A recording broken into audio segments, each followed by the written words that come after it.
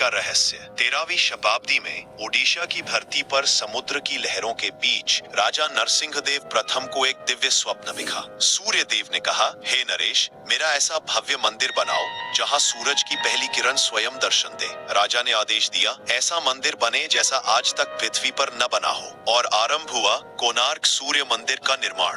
12 वर्षों तक 1200 कारीगरों ने दिन रात श्रम किया। हर पत्थर में कला थी, हर मूर्ति में जीवन। मुख्य शिल्पकार था विश्वकर्मा का भक्त बीशु महाराणा। बस अंतिम कार्य बाकी था, मंदिर का शीर्ष पत्थर लगाना। वह पत्थर इतना भारी था कि कोई उपाय काम नहीं कर रहा था। राजा क्रोधित होकर बोले, यदि कल सुबह तक यह पत्थर नहीं लगा तो सबको मृत्युदंड मिलेगा। डर और निराशा ने पूरे शिविर को घेर लिया। रात के अंधेरे में एक छोटा बालक पहुंचा जिसका नाम था धर्मपद। उम्र केवल 12 वर्ष। वह प्रमुख शिल्पकार बीशु महाराणा का बेटा था। उसने पिता से कहा, पिताजी आप चिंता मत करें, मैं कोशिश करता हूँ। तीसरे पहर जब सब सो रहे थे, धर्मपद मंदिर की ऊंचाई पर चढ़ गया। चांदनी में उसने पत्थर को मापा, रस्सियां बांधी और धीरे धीरे शीर्ष पत्थर को सटीक स्थान पर बिठा दिया। सुबह हुई, सूर्य की पहली किरण मंदिर के शिखर पर पड़ी और पूरा कोणार्क मंदिर सूर्य की तरह चमक उठा। राजा ने पूछा, यह असंभव कार्य किसने किया? पर किसी को पता नहीं था। लेकिन धर्मपद जानता था, अगर उसका नाम सामने आया तो उसके पिता और कारीगरों की जान खतरे में पड़ जाएगी और बरसों की मेहनत पानी में धुल जाएगा। वह मंदिर की चोटी से उतरा, समुद्र की ओर चला और बिना कुछ कहे लहरों में कूद गया। लहरों ने उसे अपने भीतर समा लिया, पर उसका नाम, उसका त्याग इतिहास में अमर हो गया। वह बालक जिसने असंभव को संभव किया और अपने कर्म से स्वयं को अमर बना लिया, वही था धर्मपद।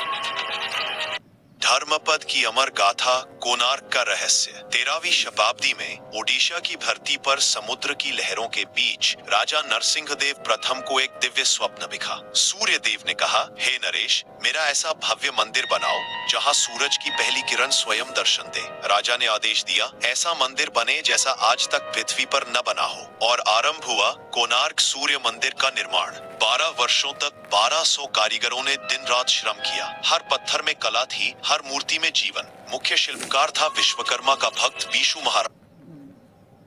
बस अंतिम कार्य बाकी था, मंदिर का शीर्ष पत्थर लगाना। वह पत्थर इतना भारी था कि कोई उपाय काम नहीं कर रहा था। राजा क्रोधित होकर बोले, यदि कल सुबह तक यह पत्थर नहीं लगा तो सबको मृत्युदंड मिलेगा। डर और निराशा ने पूरे शिविर को घेर लिया। रात के अंधेरे में एक छोटा बालक पहुंचा जिसका नाम था धर्मपद। उम्र केवल 12 वर्ष। वह प्रमुख शिल्पकार बीशु महाराणा का बेटा था। उसने पिता से कहा, पिताजी आप चिंता मत करें, मैं कोशिश करता हूँ। तीसरे पहर जब सब सो रहे थे, धर्मपद मंदिर की ऊंचाई पर चढ़ गया। चांदनी में उसने पत्थर को मापा, रस्सियां बांधी और धीरे धीरे शीर्ष पत्थर को सटीक